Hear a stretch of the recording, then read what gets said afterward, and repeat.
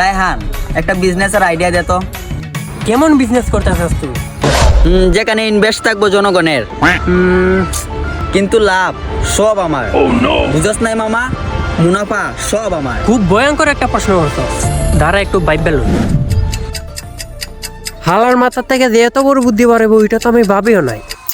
হালাই কি ভাবতেছে তাও এত টাইম নিয়া? এই তো আমার ডিপ্রেশনে ফেলে দিছে।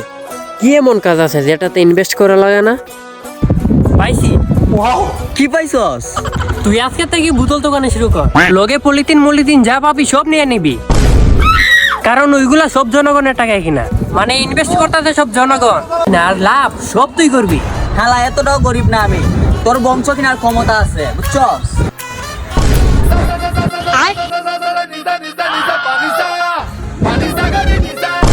হালাই দেখি সত্যি সত্যি বোতল দোকানে শুরু করে দিয়েছে।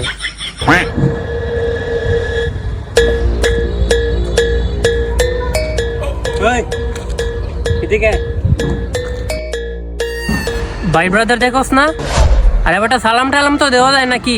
সরি ভাই। যা এবারের মতো মাফ করে দিলাম, এরপর এবার থেকে যতবার দেখবি ততবারই সালাম দিবি। আচ্ছা ভাই, ঠিক আছে।